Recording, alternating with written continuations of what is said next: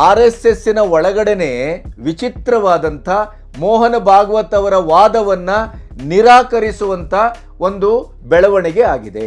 ನಮ್ಮ ಬಹುತೇಕ ದೇವಸ್ಥಾನಗಳು ಇವತ್ತು ಸರ್ಕಾರದ ಅಧೀನದಲ್ಲಿದೆ. ನಮ್ಮ ಹುಂಡಿಯ ಹಣ ಮಸೀದಿಗಳಿಗೆ ಮತ್ತು ಚರ್ಚ್ಗಳಿಗೆ ಹೋಗ್ತಾ ಇದೆ, ಅಥವಾ ಅವರ ತೀರ್ಥಯಾತ್ರೆಗೆ ನಾವು ದುಡ್ಡು ಕೊಟ್ಟು ಅವರ ಹತ್ರ ಹೊಡೆಸ್ಕೊಳ್ಬೇಕಾಗಿದೆ. ಮೋಹನ್ ಭಾಗವತ್ ಅವರ ಆಶಯವನ್ನ ಶ್ರೀರಾಮ್ ಭದ್ರಾಚಾರ್ಯರು ಖಂಡಿಸ್ತಾ ಹೆಡ್ಗೇವಾರ್ ಅವರ ಆಶಯದ ವಿರುದ್ಧವಾಗಿ ಸರ್ಸಂಚಾಲಕರು ನಡೆತಾ ಇದ್ದಾರೆ ಅಂತ ಒಂದು ಮಾತನ್ನ ಹೇಳಿದರು. ಭಾಗವತ್ RSS ಸಂಘಟನೆಯ ಮುಖ್ಯಸ್ಥರೇ ಹೊರತು ಹಿಂದೂ ಧರ್ಮದ ನಾಯಕರಲ್ಲ, ಮುಖ್ಯಸ್ಥರಲ್ಲ. ಮೋಹನ್ ಭಾಗವತ್ ಅವರು ತುಷ್ಟೀಕರಣದ ಒಂದು ಪ್ರಭಾವಕ್ಕೆ ಒಳಗಾದಾಗೆ ಕಾಣ್ತಾ ಇದೆ. ಭಾಗವತ್ ಅವರು ಹೆಡ್ಗೇವಾರ್ ಅವರ ಆಶಯಕ್ಕೆ ವಿರುದ್ಧವಾಗಿ ಸಾಗ್ತಾ ಇದ್ದಾರೆ. ಎಲ್ಲೋ ಒಂದು ಕಡೆ ಹಿಂದೂಗಳ ವಿರುದ್ಧ ಅತ್ಯಂತ ಪ್ರಬಲವಾದಂಥ, ನಾವು ನೀವು ನಿರೀಕ್ಷೆ ಮಾಡಲಿಕ್ಕೆ ಸಾಧ್ಯವಿಲ್ಲದೆ ಇದ್ದಂಥ ಒಂದು ಷಡ್ಯಂತ್ರ ನಡೀತಾ ಇದೆ ಅನ್ನೋದಕ್ಕೆ ಮೋಹನ್ ಭಾಗವತ್ ಅವರ ಈ ಮಾತು ಸಾಕ್ಷ್ಯವನ್ನು ಒದಗಿಸ್ತಾ ಇದೆ.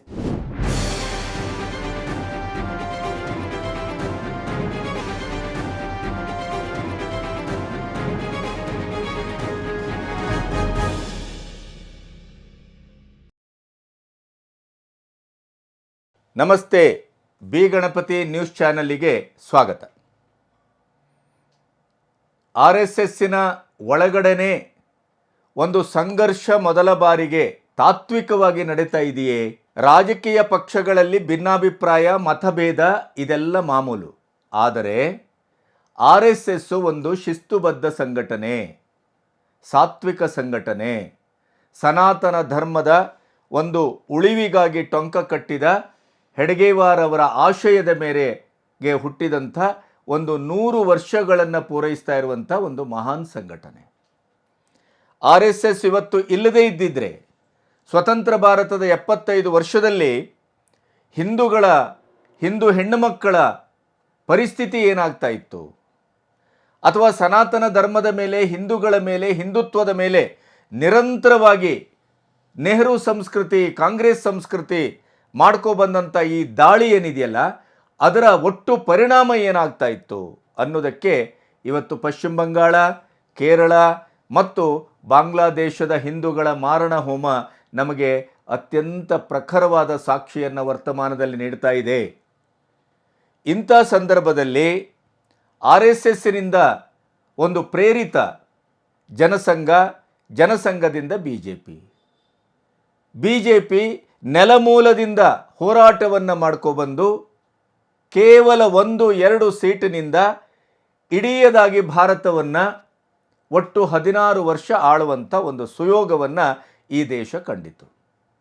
ಅದರಲ್ಲೂ ಅಟಲ್ ಬಿಹಾರಿ ವಾಜಪೇಯಿಯವರ ನಂತರ ಅವರು ಹಾಕಿದ ಅಸ್ಥಿವಾರದಲ್ಲಿ ಸಂಪೂರ್ಣವಾಗಿ ಈ ದೇಶದ ಸನಾತನ ಧರ್ಮ, ಈ ದೇಶದ ಚಹರೆ, ಈ ದೇಶದ ಅಖಂಡತೆ, ಭವ್ಯತೆ, ವಿಶ್ವಗುರು ಆಗುವ ಮಟ್ಟಕ್ಕೆ ಅದನ್ನು ತಂದು ನಿಲ್ಲಿಸಿದ್ದು ಯಾರಪ್ಪ ಅಂತಂದರೆ ಅದು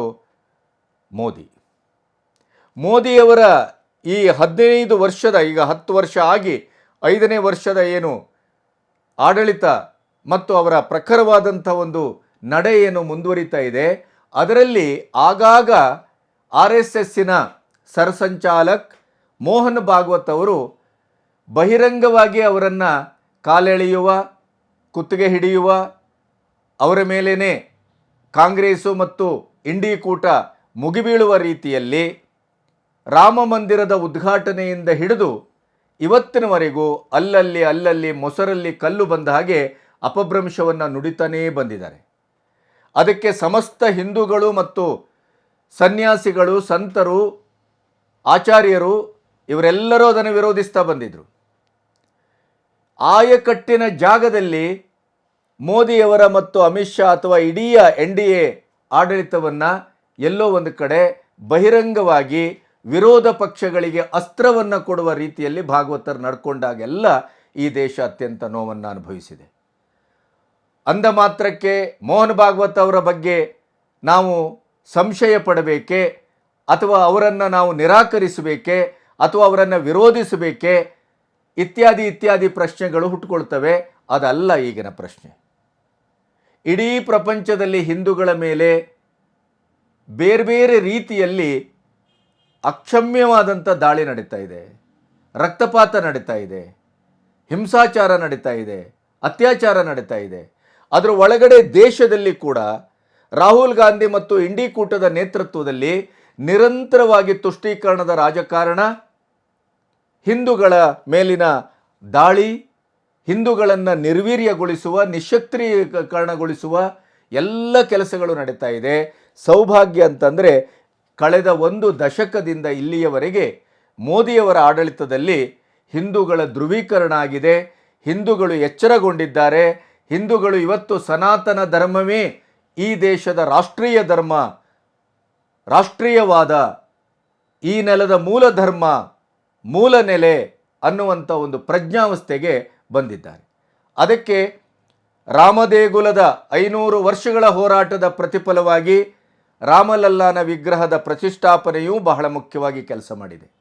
ಎಲೆಕ್ಷನ್ನಿನ ವಿಚಾರ ಬಿಡಿ, ಅಯೋಧ್ಯೆಯ ಪರಿಸರದಲ್ಲಿ BJPಯೇ ಸೋತಿತು, ಸೋಲಿಸಲಾಯಿತು.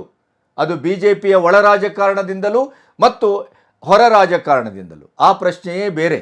ಆದರೆ ರಾಮ ಮಂದಿರದ ಉದ್ಘಾಟನೆ, ಜ್ಞಾನವ್ಯಾಪಿ ಪ್ರಕರಣಕ್ಕೆ ಸಿಕ್ಕಂಥ ಆತ್ಯಂತಿಕ ನಿರ್ಣಾಯಕವಾದ ತಿರುವು, ಕಾಶಿ ವಿಶ್ವನಾಥನ ದೇಗುಲದ ಇಡಿಯದಾದ ಕಾರಿಡಾರು, ಆಮೇಲೆ ಮಥುರಾ, ಈಗ ಸಂಬಲ್, ಹೀಗೆ ಎಲ್ಲೆಲ್ಲಿ ಮುಸ್ಲಿಂ ದೊರೆಗಳು, ಕ್ರೂರಿಗಳು ಹಿಂಸಾಚಾರ ಮಾಡಿದ್ರು, ದೇಗುಲಗಳನ್ನು ಒಡೆದು ಮಸೀದಿಯನ್ನು ಕಟ್ಟಿದ್ರು, ಅದರದೆಲ್ಲ ಈಗ ಪುನರುತ್ಥಾನದ ಒಂದು ರಸಗಳಿಗೆ ನಮ್ಮ ಕಣ್ಣೆದುರಿದೆ.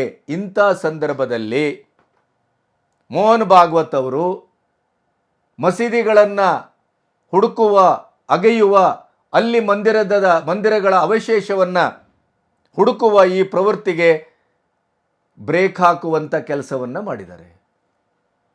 ನಮಗೆ ಕಾಶಿ, ಮಥುರಾ, ಅಯೋಧ್ಯೆ ಅದು ನಮ್ಮ ಮೂಲಭೂತವಾದಂಥ ದೃಷ್ಟಿಯಾಗಿತ್ತು, ಸೃಷ್ಟಿಯಾಗಿತ್ತು ಮತ್ತು ಅದನ್ನು ನಾವು ಪಡೆಯುವಿಕೆಯಾಗಿತ್ತೇ ಹೊರತು ಕಂಡಲ್ಲಿ ಸಂಶೋಧನೆ ಮಾಡೋದು, ಕಂಡಲ್ಲಿ ಹುಡುಕುವುದು, ಕಂಡಲ್ಲಿ ಉತ್ಖನನ ಮಾಡೋದು ಇದು ನಮ್ಮ ಉದ್ದೇಶ ಅಲ್ಲ. ನಾವು ಒಟ್ಟಾಗಿ ಬದುಕಬೇಕು, ಸರ್ವೇ ಜನ ಸುಖಿನೋ ಭವಂತು ಆಗಬೇಕು, ಎಲ್ಲ ಕಡೆ ಸರ್ವೆ ಮಾಡೋದಲ್ಲ ಅನ್ನುವಂಥ ಮಾತನ್ನು ಮೊನ್ನೆ ವಿಶ್ವಗುರು ಭಾರತ ಅನ್ನುವಂಥ ಒಂದು ಸಮ್ಮೇಳನದಲ್ಲಿ ಅವರು ಹೇಳಿದರು. ಅದು ಈಗ ಕಿಡಿ ಹೊತ್ತುಕೊಂಡಿದೆ. ನೀವು ಯೋಚನೆ ಮಾಡ್ಬೋದು, ಹೇಳಿ 2-3 ದಿನ ನಂತರ ನೀವು ಮಾತಾಡ್ತಾ ಇದ್ದೀರಲ್ಲ ಅಂತ. ಅಲ್ಲ, ಈಗ RSSನ ಒಳಗಡೆನೆ ಒಂದು ವಿಶಿಷ್ಟವಾದಂಥ, ವಿಚಿತ್ರವಾದಂಥ ಮೋಹನ ಭಾಗವತ್ ಅವರ ವಾದವನ್ನು ನಿರಾಕರಿಸುವಂಥ ಒಂದು ಬೆಳವಣಿಗೆ ಆಗಿದೆ. ಅದು ಏನು ಹಾಗಾದರೆ? ಅದನ್ನೆಲ್ಲವನ್ನು ವಿವರವಾಗಿ ನಿಮ್ಮೆದುರು ಇಡಬೇಕು. ಮತ್ತು ಜಗದ್ಗುರು ಶ್ರೀರಾಮ್ ಭದ್ರಾಚಾರ್ಯರು ಯಾವ ರೀತಿ ತಪ್ಪಡು ಮಾರಿದ್ದಾರೆ ಭಾಗವತರ ಮುಖಕ್ಕೆ, ಅವರ ಧ್ವನಿಗೆ ಅನ್ನೋದನ್ನು ಕೂಡ ಅದನ್ನು ಪ್ರಾಸಂಗಿಕವಾಗಿ ಇಟ್ಟುಕೊಂಡು RSSನ ಒಳಗಡೆ ಈಗ ಯಾವ ರೀತಿಯ ಒಂದು ಕುದಿ ಅಲೆ ಹುಟ್ಟುಕೊಂಡಿದೆ, ಅದಕ್ಕೆ ಕಾರಣ ಏನು, ಅದನ್ನೆಲ್ಲ ಹೇಳ್ತೇವೆ. ನಮ್ಮ ನ್ಯೂಸ್ ಚಾನಲನ್ನು ಇಲ್ಲಿವರೆಗೆ ಸಬ್ಸ್ಕ್ರೈಬ್ ಮಾಡದೇ ಇದ್ದರೆ ದಯವಿಟ್ಟು ಸಬ್ಸ್ಕ್ರೈಬ್ ಮಾಡಿ, ಸ್ವತಂತ್ರ ಪತ್ರಿಕೋದ್ಯಮಕ್ಕೆ ಬೆಂಗಾವಲಾಗಿ ನಿಲ್ಲಿ. ಈಗ ಮೊದಲಾಗಿ ಬಂದಂಥ ಒಂದು ಸುದ್ದಿ ಏನು, ನಿನ್ನೆಯ ಸುದ್ದಿ ಅಂತಂದರೆ, ಸರ್ಕಾರದಿಂದ ಹಿಂದೂ ದೇವಾಲಯಗಳನ್ನು ಮುಕ್ತಗೊಳಿಸಲು RSS ರಾಷ್ಟ್ರೀಯ ಆಂದೋಲನಕ್ಕೆ ಕರೆ ಕೊಟ್ಟಿದೆ. ರಾಮ ಮಂದಿರ ಒಂದು ಟ್ರಸ್ಟ್ ಆಗಿ ಅದು ಸ್ವತಂತ್ರವಾಗಿ ಇದೆ, ನಿಮಗೆ ಗೊತ್ತು. ಆದರೆ ನಮ್ಮ ಬಹುತೇಕ ದೇವಸ್ಥಾನಗಳು ಇವತ್ತು ಸರ್ಕಾರದ ಅಧೀನದಲ್ಲಿದೆ. ನಮ್ಮ ಹುಂಡಿಯ ಹಣ ಮಸೀದಿಗಳಿಗೆ ಮತ್ತು ಚರ್ಚ್ಗಳಿಗೆ ಹೋಗ್ತಾ ಇದೆ, ಅಥವಾ ಅವರ ತೀರ್ಥಯಾತ್ರೆಗೆ ನಾವು ದುಡ್ಡು ಕೊಟ್ಟು ಅವರ ಹತ್ರ ಹೊಡೆಸ್ಕೊಳ್ಬೇಕಾಗಿದೆ. ಇಂಥ ಪರಿಸ್ಥಿತಿ ಇರೋದರಿಂದ ನೀವು ಯಾವತ್ತೂ ಚರ್ಚನ್ನು ಮುಟ್ಟುವುದಿಲ್ಲ, ಮಸೀದಿಗಳನ್ನು ಮುಟ್ಟುವುದಿಲ್ಲ. ಯಾವುದೇ ಬೇರೆಯ ಮುಸ್ಲಿಂ ರಾಷ್ಟ್ರಗಳಲ್ಲಿ ಇರುವುದಕ್ಕಿಂತ ಹೆಚ್ಚು ಭಾರತದ ನೆಲದಲ್ಲಿ ಮಸೀದಿಗಳಿದೆ. ಅಷ್ಟು ಅಸಂಖ್ಯಾತ ಮಸೀದಿಗಳು, ಚರ್ಚ್ಗಳು ಇದ್ದರೂ ಕೂಡ, ಅಲ್ಲಿ ಹೇರಳವಾದ ಆದಾಯ ಬರ್ತಾ ಇದ್ದರೂ ಕೂಡ ನಮ್ಮ ಹುಂಡಿ ಹಣವನ್ನು ಅವರಿಗೆ ಕೊಡುವ ಕೆಲಸವನ್ನು ಮಾಡ್ತಾ ಇದ್ದೀರಿ, ತುಷ್ಟೀಕರಣದ ರಾಜಕಾರಣ ಮಾಡ್ತಾ ಇದ್ದೀರಿ. ಅವರದ್ದು ಯಾವುದೇ ಮಸೀದಿ, ಚರ್ಚನ್ನು ನೀವು ಮುಟ್ತಾ ಇಲ್ಲ. ಆದ್ದರಿಂದ ಮಂದಿರ್ ಬಚಾವೋ, ಮಂದಿರ್ ಮುಕ್ತಿ ಆಂದೋಲನ್ ಮಂದಿರವನ್ನು ಸರ್ಕಾರದಿಂದ ಮುಕ್ತಿಗೊಳಿಸುವಂಥ ಆಂದೋಲನಕ್ಕೆ ಕರೆ ಕೊಟ್ಟಿದೆ. ಈ ಆಂದೋಲನ ಬಹಳ ಮುಖ್ಯವಾಗಿ ದಕ್ಷಿಣ ಭಾರತಕ್ಕೆ ಹೆಚ್ಚು ಅನ್ವಯಿಸ್ತದೆ ಅಂತ ನಾನು ಭಾವಿಸ್ತೇನೆ. ಯಾಕೆಂದರೆ 1,00,000ಕ್ಕೂ ಹೆಚ್ಚು ದೇವಸ್ಥಾನಗಳು, ಅದರಲ್ಲೂ ಬೃಹತ್ ದೇವಸ್ಥಾನಗಳು. ನೀವೀಗ ಕೇವಲ ಮಹಾರಾಷ್ಟ್ರವನ್ನೇ ಭಾವಿಸುವುದಾದರೆ ಪಂಡ್ರಾಪುರ, ತುಳಜಾಭವಾನಿ, ಸಿದ್ಧಿವಿನಾಯಕ, ಶಿರಡಿ ಸಾಯಿಬಾಬಾ, ತ್ರೈಂಬಕ ದೇವಸ್ಥಾನ, ಹೀಗೆ ಹಲವು ನೀವು ಉದಾಹರಣೆ ಕೊಡಬಹುದು. ತಮಿಳುನಾಡಿನಲ್ಲಿ ಬಹಳಷ್ಟು ದೇವಸ್ಥಾನಗಳಿದೆ, ಕೇರಳದಲ್ಲಿದೆ, ಕರ್ನಾಟಕದಲ್ಲಿ ಕೇಳಬೇಡಿ. ಎಲ್ಲ ದೇವಸ್ಥಾನಗಳನ್ನು, ಆದಾಯ ಬರುವಂಥ ದೇವಸ್ಥಾನಗಳನ್ನು, ಈಗ ಮುಖ್ಯವಾಗಿ ತಿರುಪತಿಯನ್ನೇ ಗಮನಿಸ್ಬೋದು. ಈ ಆದಾಯ ಸರ್ಕಾರದ ಆದಾಯದ ಬಹಳ ದೊಡ್ಡ ಮೂಲವಾಗಿದೆ. ಅವರ ಬಿಟ್ಟಿ ಭಾಗ್ಯಗಳಿಗೆ ಈ ಆದಾಯವೇ ಬಳಸಲ್ಪಡ್ತಾ ಇದೆ. ಅವರ ಎಲ್ಲ ಸ್ವಜನ ಪಕ್ಷಪಾತದ ರಾಜಕಾರಣಕ್ಕೆ, ಅಧಿಕಾರ ದಾಹಕ್ಕೆ ನಮ್ಮ ದೇವಸ್ಥಾನಗಳ ಹಣ ಬಳಸ್ತಾ ಇದೆ. ಈ ಎಲ್ಲ ಕಾರಣದಿಂದ ಭಾರತದ ಮಂದಿರವನ್ನು ಮುಕ್ತಿಗೊಳಿಸುವಂಥ ಕೆಲಸಕ್ಕೆ RSS ಮುಂದಾಗಿದೆ. ಈ RSSನ ಈ ಒಂದು ಆಂದೋಲನದ ಹಿನ್ನೆಲೆಯಲ್ಲಿ ಒಂದು ಬೇರೆಯಾದ ರೀತಿಯ ಒಂದು ಬೆಳವಣಿಗೆ ಕೂಡ ನಡೆದಿದೆ. ಏನು? ಒಂದು ಕಡೆ ಭಾಗವತರು ಹೇಳ್ತಾರೆ, ಸರ್ವೇ ಜನ ಸುಖಿನೋ ಭವಂತು, ನಾವೆಲ್ಲರೂ ಒಗ್ಗಟ್ಟಾಗಬೇಕು, ಬಹುತ್ವದಲ್ಲಿ ಏಕತ್ವ, ನಮಗೆ ಕಾಶಿ, ಮಥುರಾ ಮತ್ತು ರಾಮ ಲಲ್ಲಾನ ನೆಲ, ಇದಿಷ್ಟು ನಮ್ಮ ಟಾರ್ಗೆಟು, ನಾವು ಅದನ್ನು ಪಡೆದಿದ್ದೇವೆ, ಪಡೀತಾ ಇದ್ದೇವೆ. ಇನ್ನು ಮುಂದೆ ಎಲ್ಲಿಯೂ ಎಕ್ಸವೇಷನ್ನು, ಸರ್ವೆ ಇಂಥ ಕಾರ್ಯ ಮಾಡಬೇಕಾಗಿಲ್ಲ. ರಾಮ ಮಂದಿರವನ್ನು ಕಟ್ಟಿದ್ದೇವೆ ಅನ್ನುವ ಕಾರಣಕ್ಕಾಗಿ ಯಾರು ಹಿಂದೂ ನಾಯಕರಾಗುವುದಿಲ್ಲ. जर ही हार्मनी जर जगाला पाहिजे असेल तर आपल्या देशात याचं मॉडेल उभं करायचं म्हणजे ही हार्मनी आपल्या देशात असली पाहिजे. श्रद्धेचा आदर, त्यामुळे राम मंदिर झालं पाहिजे, ते होत आहे. हिंदूंची श्रद्धा असताना हिंदूंना वाटतं. परंतु असं केलं म्हणजे हिंदूमध्ये नेता होता येतं म्हणून, किंवा अतिरेकी भूतकाळाच्या ओझ्याच्या परिणामामुळे अतिरेकी तिरस्कार, द्वेष, शत्रुता, संशय याच्या पोटी रोज एक नवीन प्रकरण काढणे, हे कसं चालेल? हे नाही चालणार. शेवटी आपण आपलं सोल्युशन काय आहे? ಮೋದಿ ಅವರಿಗೆ ಇದನ್ನು ಟಾಂಗ್ ಕೊಟ್ಟದ್ದು ಅನ್ನೋದು ಈ ಭಾರತೀಯ ಜನ, ಭಾರತೀಯ ಹಿಂದೂಗಳು ಈಗ ಅರ್ಥ ಮಾಡ್ಕೊಂಡಿದ್ದಾರೆ. ಮತ್ತು ಸಾಧು ಸಂತರಿಗೆ ಕೂಡ ಇದು ಅತ್ಯಂತ ನೋವನ್ನು ತಂದಿದೆ. ಎಲ್ಲ ಸಾಧು ಸಂತರು ಜಗದ್ಗುರು ಶ್ರೀರಾಮ್ ಭದ್ರಾಚಾರ್ಯರ ನೇತೃತ್ವದಲ್ಲಿ ಖಂಡಾತುಂಡವಾಗಿ ಭಾಗವತರನ್ನು ಕ್ರಿಟಿಸೈಸ್ ಮಾಡಿದ್ದಾರೆ. मैं मोहन भागवत की वक्तव्य से बिल्कुल सहमत नहीं हूँ, बिल्कुल सहमत नहीं हूँ.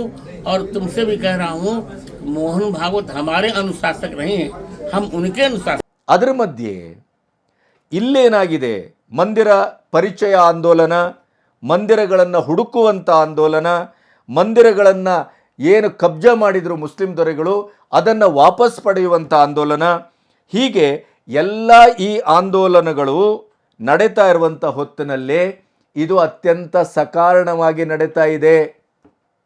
ಇದು ಸರಿಯಾದಂಥ ದಾರಿಯಲ್ಲಿ ನಡೀತಾ ಇದೆ. ಇದು ಸಿವಿಲೈಜೇಷನ್ ಜಸ್ಟಿಸ್ ಅಂತ ಕರೆದವರು ಯಾರು ಅಂತಂದರೆ RSSನ ಮುಖಪತ್ರದ ಸಂಪಾದಕರಾದಂಥ ಪ್ರಫುಲ್ ಕೇತ್ಕರ್. ಪ್ರಫುಲ್ ಕೇತ್ಕರ್ ಅವರು RSSನ ಮುಖಪತ್ರದಲ್ಲಿ ಒಂದು ಲೇಖನವನ್ನು ಬರೆತಾ, ಇವತ್ತು ಆಗ್ತಾ ಇರುವಂಥ ಪ್ರತಿಯೊಂದು ಬೆಳವಣಿಗೆ ಕೂಡ ಇದು ನಾಗರಿಕತೆಯ ನ್ಯಾಯ, ಸಿವಿಲೈಜೇಷನ್ ಜಸ್ಟಿಸ್ ಅಂತ ಕರೆದಿದ್ದಾರೆ. ಹಾಗಾದರೆ ಈ ಎಲ್ಲ ಪ್ರಕ್ರಿಯೆಗಳನ್ನು ವಿರೋಧಿಸ್ತಾ ಇರುವಂಥ ಸರ್ಸಂಜಾಲಕ ಭಾಗವತರ್ ನಿಂತ ನೆಲೆ ಯಾವುದು? ಅವರದೇ ಮುಖವಾಣಿ. ಆ ಮುಖವಾಣಿಯಲ್ಲಿ, ಪತ್ರಿಕೆಯಲ್ಲಿ ಸಂಪಾದಕರಾಗಿರುವಂಥ ಪ್ರಫುಲ್ ಕೇತ್ಕರ್ ಬರೆದಂಥ ಲೇಖನದಲ್ಲಿ ಈ ಎಲ್ಲ ಬೆಳವಣಿಗೆಗಳು ಇದು ನಾಗರಿಕತೆಯ ನ್ಯಾಯ, ನಮಗಾದಂಥ ಅನ್ಯಾಯಕ್ಕೆ ನ್ಯಾಯ.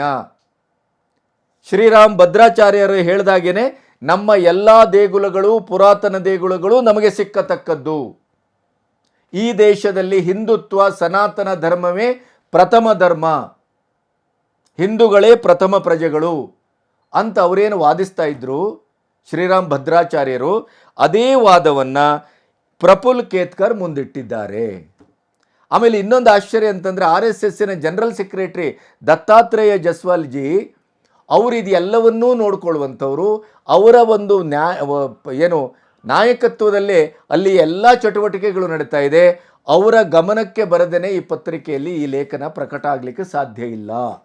ಹಾಗಾದರೆ ಮೋಹನ್ ಭಾಗವತ್ ಅವರ ಆಶಯವನ್ನು ಶ್ರೀರಾಮ್ ಭದ್ರಾಚಾರ್ಯರು ಖಂಡಿಸ್ತಾ ಹೆಡ್ಗೇವಾರ್ ಅವರ ಆಶಯದ ವಿರುದ್ಧವಾಗಿ ಸರ್ಸಂಚಾಲಕರು ನಡೀತಾ ಇದ್ದಾರೆ ಅಂತ ಒಂದು ಮಾತನ್ನು ಹೇಳಿದರು.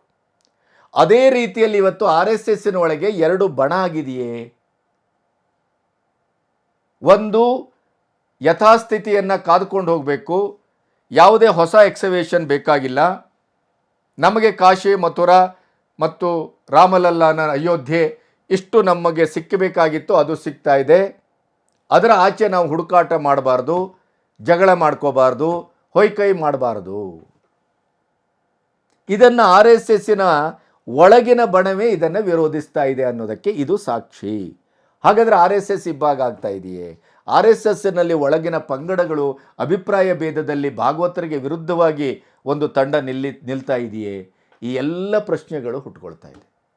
ಮತ್ತು ಭಾಗವತ್ ಅವರಂಥವರಿಂದ ಇದನ್ನು ಈ ದೇಶ ನಿರೀಕ್ಷೆ ಮಾಡಿರಲಿಲ್ಲ. ಅದಕ್ಕಾಗಿಯೇ ಶ್ರೀರಾಮ್ ಭದ್ರಾಚಾರ್ಯರು ಬಹಳ ಕಟುವಾಗಿ ಹೇಳಿದರು, ಭಾಗವತ್ RSS ಸಂಘಟನೆಯ ಮುಖ್ಯಸ್ಥರೇ ಹೊರತು ಹಿಂದೂ ಧರ್ಮದ ನಾಯಕರಲ್ಲ, ಮುಖ್ಯಸ್ಥರಲ್ಲ. ಮೋಹನ್ ಭಾಗವತ್ ಅವರು ತುಷ್ಟೀಕರಣದ ಒಂದು ಪ್ರಭಾವಕ್ಕೆ ಒಳಗಾದಾಗೆ ಕಾಣ್ತಾ ಇದೆ. ಭಾಗವತ್ ಅವರು ಹೆಡ್ಗೇವಾರ್ ಅವರ ಆಶಯಕ್ಕೆ ವಿರುದ್ಧವಾಗಿ ಸಾಗ್ತಾ ಇದ್ದಾರೆ. ಭಾಗವತರವರು ಹಿಂದೂ ಧರ್ಮದ ಆಚಾರ್ಯರು ಅಲ್ಲ. ಹಿಂದೂ ಧರ್ಮದ ಆಚಾರ್ಯ ಪುರುಷರು, ಸಂತರು, ಸನ್ಯಾಸಿಗಳು, ಸ್ವಾಮೀಜಿಗಳು ಮತ್ತು ಇಡೀ ಹಿಂದೂ ಧರ್ಮದ ಒಂದು ಆಚಾರ್ಯರು ಅಂತ ಅವ್ರು ಹೇಳ್ತಾರೆ. ತಾವು ಹಿಂದೂ ಧರ್ಮದ ಅನುಶಾಸನದಲ್ಲಿ ಇದ್ದೀರೇ ಹೊರತು ತಾವೇ ಹಿಂದೂ ಧರ್ಮದ ಅನುಶಾಸಕರಲ್ಲ ಭಾಗವತರೇ. ಇದು ಶ್ರೀರಾಮ್ ಭದ್ರಾಚಾರ್ಯರು ಹೇಳ್ತಾ ಇರೋದನ್ನು ನಿಮಗೆ ಹೇಳಿದ್ದು. ಹಿಂದೂ ಧರ್ಮದ ಕುರಿತ ಅವರ ತಿಳುವಳಿಕೆ ಅತ್ಯಂತ ಅಲ್ಪವಾಗಿದೆ. ರಾಮ ಜನ್ಮಭೂಮಿ ಹೋರಾಟಕ್ಕೂ RSSಗೂ ಯಾವ ಸಂಬಂಧವೂ ಇಲ್ಲ. RSS ಅದರ ಕ್ರೆಡಿಟನ್ನು ತೆಗೆದುಕೊಂಡಿದೆ. ಅಶೋಕ್ ಸಿಂಘಾಲ್ ರಾಮ ಜನ್ಮಭೂಮಿಯ ಅತ್ಯಂತ ಪ್ರಮುಖವಾದ ನಾಯಕರು.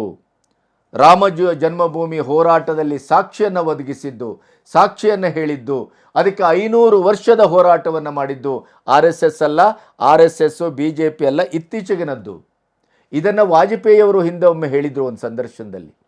ನಾವೆಲ್ಲ ಇತ್ತೀಚೆಗೆ ಹುಟ್ಟುಕೊಂಡವರು. ಆದರೆ ಈ ದೇಶದಲ್ಲಿ ಹಿಂದೂ ಧರ್ಮ, ಹಿಂದುತ್ವ ಮತ್ತು ಹಿಂದೂ ಧರ್ಮದ ಒಂದು ಕಕ್ಷೆಯೊಳಗೆ ಬಂದಂಥ ಸಾಧುಗಳು, ಸಂತರು, ಸ್ವಾಮೀಜಿಗಳು, ಆಚಾರ್ಯ ಪುರುಷರು ಇವರೆಲ್ಲರೂ ಇದರ ಪ್ರವರ್ತಕರು. ರಾಮ ಜನ್ಮಭೂಮಿಯ ಹೋರಾಟವು ಕೂಡ, ಅದರ ಶ್ರೇಯಸ್ಸು ಕೂಡ ಅವರಿಗೆ ಸಲ್ಲಬೇಕು. ಯಾಕೆಂದರೆ 500 ವರ್ಷಗಳಿಂದ ಒಂದು ನಿರಂತರವಾಗಿ ಒಂದು ದಿನವೂ ವಿರಮಿಸದೆ ಹೋರಾಟ ಮಾಡಿದಂಥ ಒಂದು ದೊಡ್ಡ ಹೋರಾಟ ಇದು. ಇದು ಜಗತ್ತಿನಲ್ಲೇ ಇನ್ನೊಂದಿರಲಿಕ್ಕೆ ಸಾಧ್ಯ ಇಲ್ಲ ಅಂತ ಅಟಲ್ ಬಿಹಾರಿ ವಾಜಪೇಯಿ ಅವರು ಹೇಳಿದರು.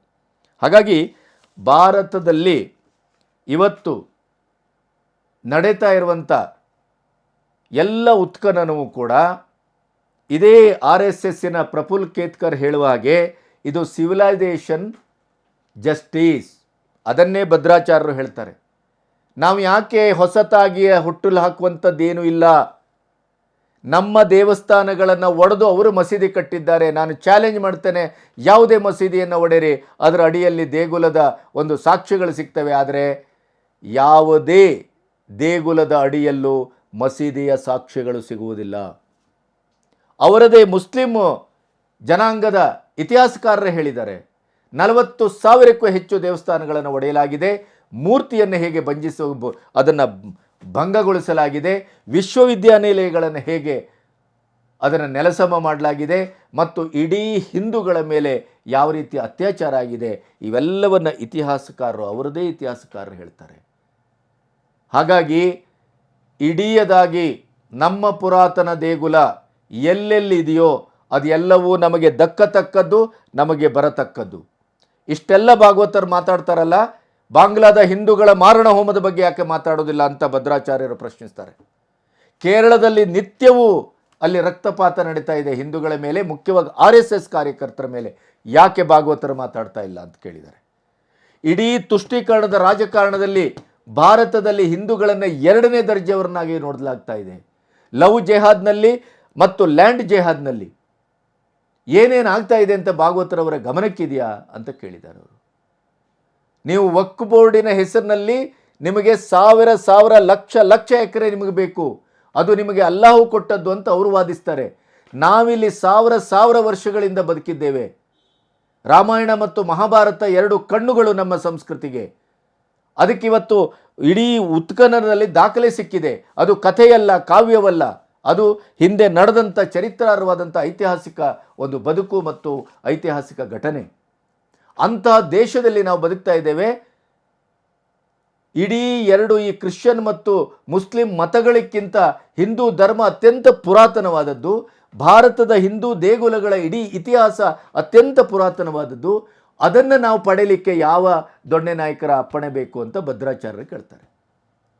ವಕ್ಫ್ ಬೋರ್ಡಿನ ಆಸ್ತಿಯನ್ನು ಪಡೆಯಲಿಕ್ಕೆ ಅವರು ಅಲ್ಲಾಹನ ಹೆಸರು ಮತ್ತು ಚರಿತ್ರೆಯ ಹೆಸರು ಹೇಳ್ಬೋದು ಅಂತ ಆದರೆ ಅದಕ್ಕಿಂತ ಪೂರ್ವದಿಂದ ಬದುಕಿದಂಥ ನಮ್ಮಂಥವರಿಗೆ ನಮ್ಮ ಪೂರ್ವಾಶ್ರಮದ ನಮ್ಮ ಅತ್ಯಂತ ಮೌಲಿಕವಾದಂಥ ನಮ್ಮ ಪುರಾತನ ದೇಗುಲಗಳನ್ನು ನಾವು ಪಡೆಯುವುದು ನಮ್ಮ ಹಕ್ಕು.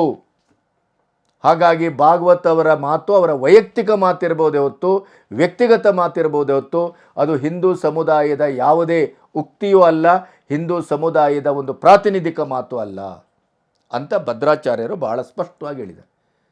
ಈ ಘಟನೆಯ ನಂತರ ಅರ್ಥ ಆಗುವುದೇನು ಅಂತಂದರೆ, ಒಂದು ಹಿಂದೂಗಳು ಎಲ್ಲೋ ಒಂದು ಕಡೆ ಒಗ್ಗಟ್ಟಾಗ್ತಾ ಇರುವಂಥ ಈ ಸಂಕ್ರಮಣ ಕಾಲದಲ್ಲಿ ಭಾಗವತರ ಮಾತು ಅತ್ಯಂತ ದುಬಾರಿಯಾಗಿದೆ, ಅತ್ಯಂತ ಆಕ್ಷೇಪಾರ್ಹವಾಗಿದೆ ಮತ್ತು ಭಾಗವತರವರ ಮಾತಿನ ಹಿಂದಿನ ನಡೆ ಅತ್ಯಂತ ನಿಗೂಢವಾಗಿದೆ. ಭದ್ರಾಚಾರ್ಯರು ಹೇಳಿದ್ರಲ್ಲ, ತುಷ್ಟೀಕರಣದ ಪ್ರಭಾವ, ಇದು ನಮಗೆಲ್ಲರಿಗೂ ನಮಗೆ ಸಂಶಯವಾಗಿ ಕಾಡ್ತಾ ಇರುವಂಥ ಪ್ರಶ್ನೆ. ಭಾಗವತರು ಏನಾಗಿದ್ದಾರೆ? ಭಾಗವತರು ಯಾಕೆ ಈ ಥರ ಮಾತಾಡ್ತಾ ಇದ್ದಾರೆ? ಸರಸಂಚಾಲಕರಾಗಿ RSSನ ಒಂದು ಅತ್ಯುನ್ನತ ನಾಯಕರಾಗಿ ಅವರು ಇವತ್ತು ಹಿಂದೂ ಧರ್ಮದ ಉಳಿವಿಗಾಗಿ, ಅದರ ಅಳಿವಿನ ವಿರುದ್ಧವಾಗಿ, ವರ್ತಮಾನದಲ್ಲಿ ಹಿಂದೂಗಳ ಮೇಲೆ ನಡೀತಾ ಇರುವಂಥ ಆಕ್ರಮಣಕ್ಕೆ ವಿರುದ್ಧವಾಗಿ ನಿಲ್ಲಬೇಕಾಗಿತ್ತು, ಕಟಿಬದ್ಧತೆಯನ್ನು ತೋರಬೇಕಾಗಿತ್ತು. ಆದರೆ ಅವರು ಯಾಕೆ ಸಾಫ್ಟ್ ಆಗಿದ್ದಾರೆ? ಯಾಕೆ ಅವರು ಈಗ ಸಂಬಲ್ನಲ್ಲಿ ನಡೀತಾ ಇರುವಂಥ, ಮಥುರದಲ್ಲಿ ನಡೀತಾ ಇರುವಂಥ ಬೇರೆ ಬೇರೆ ಕಡೆಯಲ್ಲಿ ಈಗ ಹೊಸ ವ್ಯಾಜ್ಯಗಳೇನು ಹುಟ್ಟುಕೊಳ್ತಾ ಇದೆ ಅದರ ವಿರುದ್ಧವಾಗಿ ನಿಂತಿದ್ದಾರೆ? ಯಾವ್ಯಾವುದು ವಿಧಾನಸೌಧ ನಮ್ಮದು ಅಂತಾರೆ, ಸಂಸತ್ ಭವನ ನಮ್ಮದು ಅಂತಾರೆ, ತಾಜ್ ಹೋಟೆಲ್ ನಮ್ಮದು ಅಂತಾರೆ. ಯಾವ್ಯಾವುದೋ ಚರಿತ್ರಾರ್ಹವಾದಂಥ ಜಾಗಗಳು, ಹಿಂದೂ ದೇವಸ್ಥಾನಗಳು, ಹಿಂದೂ ರಾಜರ ಕೋಟೆ ಕೊತ್ತಲಗಳು ಇವೆಲ್ಲವೂ ನಮ್ಮದು ಅಂತ ಹೇಳ್ತಾರೆ. 1000 ವರ್ಷದ ಆಚೆಯದ್ದು, 1000 ವರ್ಷ ಅಥವಾ 900 ಚಿಲ್ಲರೆ ವರ್ಷ ಆಳಿದ್ದು ಈ ಮುಸ್ಲಿಂ ದೊರೆಗಳು ಈ ದೇಶವನ್ನು. ಅದಕ್ಕಿಂತ ಹಿಂದಿಂದು ಕೂಡ ನಮ್ಮದು ಅಂತ ಅವರು ಹಕ್ಕು ಸ್ಥಾಪನೆ ಮಾಡ್ತಾರೆ, ಅದನ್ನು ಕಬ್ಜಾ ಮಾಡ್ಕೊಳ್ತಾರೆ ಅಂತ. ಆದರೆ 1000 ವರ್ಷಗಳ ಹಿಂದೆ ಇದ್ದಂಥ ನಮ್ಮ ನಂಬಿಕೆಯ ದೇಗುಲ, ನಮ್ಮ ಪುರಾತನ ದೇಗುಲವನ್ನು ನಾವು ಪಡೆಯಲಿಕ್ಕೆ ಯಾರನ್ನು ಕೇಳಬೇಕು? ಭಾಗವತರ ಮಾತು ಅದು ಅವರ ವೈಯಕ್ತಿಕ ಮಾತೇ ಹೊರತು ನಮ್ಮ ಮಾತು ಅಲ್ಲ, ಹಿಂದೂ ಧರ್ಮದ ಮಾತು ಅಲ್ಲ. ಹಿಂದೂ ಧರ್ಮದ ಇಡೀ ಆಶಯ ನಮ್ಮ ಪುರಾತನ ದೇವಸ್ಥಾನಗಳು ಎಲ್ಲವನ್ನು ನಾವು ಪಡೆತೇವೆ.